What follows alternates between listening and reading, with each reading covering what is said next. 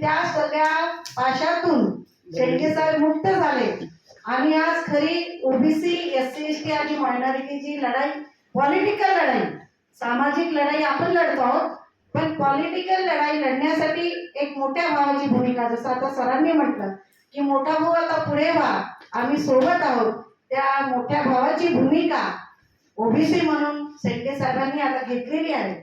आणि खऱ्या अर्थाने ती जबाबदारी घेणं, जी हिंमत आज लोकसभेच्या वेळेस इंडिया आघाडी म्हणून आपण वाहून गेलो. आता महाराष्ट्र बचाव सुरू झालेला आहे, त्यांचं महाराष्ट्र बचाव आंदोलन सुरू झालेलं आहे. ते कुठल्याही आघाडीत असो, आम्हाला कुठल्या आघाडीशी घेणं देणं नाही. जसं सांगतात की ना आम्ही काँग्रेसला मतदान करणार ना बीजेपीला करणार, म्हणजे इंडिया आणि एनडीए हे दोन्ही आम्हाला नको आहेत.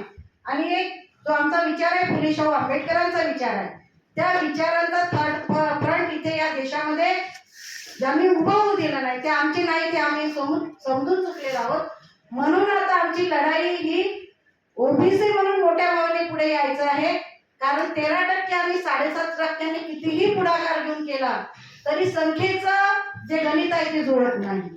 आणि म्हणून या देशामध्ये खरंच राजकारण आपल्याला खरं करून आणि चांगल्या पद्धतीने आपल्याला पुढे जायचं असेल तर ओबीसी जो आपण 52% म्हणतो त्याचं सहकार्य घेतल्याशिवाय या देशातलं गणित पुढे जात नाही. आपल्याला माहित आहे की 14चं की मोदी साहेब 31 पॉईंट काहीवर पहिल्यांदा या देशाचे प्रधानमंत्री झालेले होते. 19ला 38 पॉईंट काही या देशाचे, म्हणजे आपण 60%चं जरी आपण गणित घेतलं, आपण जे मतदानाची टक्केवारी घेतो तेव्हा 31 पॉईंट काहीला 14 मध्ये झाले आणि 38 पॉईंट काहीला 19 मध्ये झाले. आणि त्यातही मग जर आपण थोडं विश्लेषण केलं तर आपल्याला असं लक्षात आलं की 10% ओबीसी, फक्त 10% ओबीसी जिकडे पलटला त्याचं सरकार होतं. तसंच झालं 14लाही 10% ओबीसी तिकडे पलटला तेव्हा त्यांचं सरकार आलं. परत 10% आपण म्हणून ओबीसी तिकडे पलटला त्याचं सरकार आलं. हे विश्लेषण आता आपल्याला कुणीही असो, फुले शाहू आंबेडकरांचा विचार घेऊन आपण जेव्हा पुढे जातो तर हे विश्लेषण आता आपल्याला आपल्या मताला आपल्याला ठेवाच लागेल की जो ओबीसी आहे तो 10 ते 15% खूप महत्वाचा घटक आहे आणि तोच या देशाचं राजकारण पलटवू शकतो. म्हणून ही भूमिका ओबीसी बहुजन पार्टीने घेतलेली आहे. आणि आता सगळ्यांना आता प्रश्न आहेत, घरात कौटुंबिक आहेत, सामाजिक आहेत, मुलांचे शैक्षणिक प्रश्न सगळेच आहेत. कुणालाही आपण बोलायला नाही ना मी खूप परेशान आहे, माझे प्रश्न मला सुटत नाही, हेच प्रश्न मला सुटत नाही आणि राजकारणात येऊन मी करू काय, अशी आमची लोक बोलतात ज्यांना काही करायचं नसते. आणि म्हणून असे परेशान लोक आहेत त्यांना बाजूला काढा. पण जे चळवळीचे लोक आहेत, जे चळवळीच्या माध्यमातून या देशाचं खरं वास्तव त्यांना समजत आहे आणि राजकारणातून हे बदलवू शकतो हे त्यांना मान्य आहे, अशा लोकांना घेऊन आता शेंडगे साहेब पुढे निघालेले आहेत. मला माहित आहे आपल्याला राजकारणात आल्यानंतर कोण काउंटर करते, कोण कसं करते याचं विश्लेषण आपण करतो. त्यांनाही कसं काउंटर होईल, भविष्यात पक्ष काढल्यानंतर लोक सोबत येत जातील, त्यांना कशा पद्धतीने परिघावरचे परत परिघाच्या आतमध्ये घुसलेल्यांना परिघाच्या बाहेर कसं काढायचं, ही सगळी रणनीती त्यांच्या जवळ आहे. आणि ती रणनीती आपण आता विश्लेषक म्हणून आता समजून घेतली पाहिजे. आणि म्हणूनच आता ओबीसी बहुजन पार्टी असेल किंवा राष्ट्रीय संयुक्त मोर्चा असेल, जे जे आपल्याला मान्य असेल त्या त्या पद्धतीने आता आपली भूमिका, पॉलिटिकल भूमिका आपण घेणं खूप गरजेचं आहे. आताच काल मी बातमी पाहत होती की या देशाचं, मी आता सरांना विचारलं, मी थोडी कन्फ्यूज होती की आपल्या देशाचं बजेट किती आहे. जेव्हा आता मार्च मध्ये बजेट सादर झालं तर सरांनी मला सांगितलं की 45,03,097 करोडचं आपलं बजेट आहे. आणि मी काल परवा बातमी पाहता पाहता अब्जा देशाची लिस्ट टीव्ही मध्ये आली, मी फटाफट फोटो काढले त्याचे की या देशामध्ये अब्जा देशांची संख्या वाढलेली आहे. म्हणजे आपली चीनची कमी आहे त्यापेक्षा आपली भारताच्या अब्जा देशांची संख्या जास्त झालेली आहे.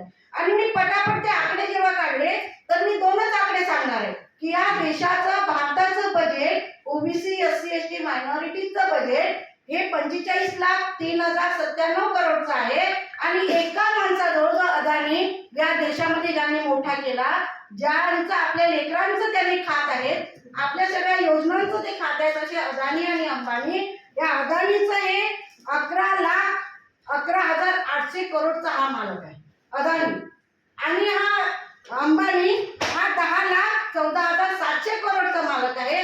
एकीकडे आमचा उमेश सांगत होता की आपल्या पोराला साधा पलंग मिळत नाही, त्याला वसतिगृह मिळत नाही, याच्यासाठी त्याची धावाधाव आहे. आपण म्हणतो की हे मुद्दे आपले करंट आहे, आणि एकीकडे या देशामध्ये जी व्यवस्था, जे म्हणतात की आम्ही ओबीसीला पंतप्रधान आहे, जी माणसं ओबीसी म्हणून आपल्या घराघरात आता ओबीसीचा उमेदवारही देतील, आपल्या घराघरात येतील आणि ओबीसीचं राजकारण करत आहोत म्हणून सांगतील, अशी माणसं त्यांना ही विषमता आपल्याला आता सांगता आली पाहिजे की ही माणसं ज्यांनी देश विकायला काढला आणि आम्हाला विकायला काढलं, ही माणसं आमची कशी होऊ शकतात.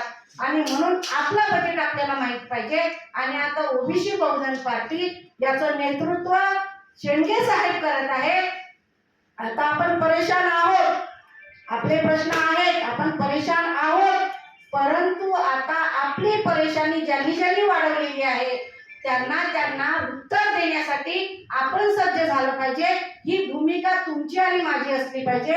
कारण आता घरात बसून राहणे ही फार, आता आपण म्हणू की जाऊ द्या ना, आता महाराष्ट्र बचावाला त्याला आपण महाराष्ट्र काही वाचवायचं नाही. महाराष्ट्र आता इंडिया आघाडीच्या, मगाशीच आम्ही चर्चा करत आलो की आता महाराष्ट्र इंडिया आघाडीसाठी तुम्ही वाचवला की परत मराठी सत्तेवर येणार आणि आमच्या पोरांची वाताहत होणार, आमची जातन्या जनगणना होणार नाही. म्हणून आता कुणाच्या आयुष्याला बळी पडू नका. लोकसभेचं ठीक होतं, आता महाराष्ट्राची लढाई ही ओबीसी, SC, ST आणि मायनॉरिटीची. आपण फुले शाहू आंबेडकरांच्या विचाराने पॉलिटिकल लढाई आपण पुढे घेऊन जायचं आहे, आणि आपल्याला जसं शक्य होईल तन मन धनाने ही भूमिका घेऊन आपल्याला काम करायचं आहे. तरच फुले शाहू आंबेडकरांचं स्वप्न आपण पूर्ण करू शकू. संविधान म्हणता संविधानात अनेक त्यांनी कुठे गाडून ठेवलेले आहेत, ते आपल्याला दूर करायचे आहे. त्यासाठी ओबीसी बहुजन पार्टी आणि राष्ट्रीय संयुक्त मोर्चा हे आपल्या पुढे आहेत. त्याचा आपण तन मन धनाने त्याचा स्वीकार करावा आणि हा विचार पुढे न्यावा. एवढंच मी बोलते आणि थांबते. जय ज्योती, जय भीम, जय विज्ञान, जय विराज, जय ओबीसी. आमच्या यवतमाळच्या उमेदवार आहेत पार्टीच्या, कुठल्याही परिस्थितीमध्ये नाही म्हणायचं नाही, हेही आपण कमिट केलं पाहिजे. जर एवढे कॅन्डिडेट उभे करायचे तर काही त्यागाची भूमिका असली पाहिजे. आणि पक्षाचे आणि संघटनेचे जे जबाबदार पदाधिकारी आहेत, वेळ पडली तर त्यांनी कंबर कसली पाहिजे. कारण जर पक्ष वाढवायचा असेल, संघटन वाढवायचं असेल तर आपल्यालाही थोडंसं पुढाकार घ्यावाच लागेल. इतरांना पुढे करताना जे जबाबदार लोक आहेत त्यांनीही पुढे आलं पाहिजे.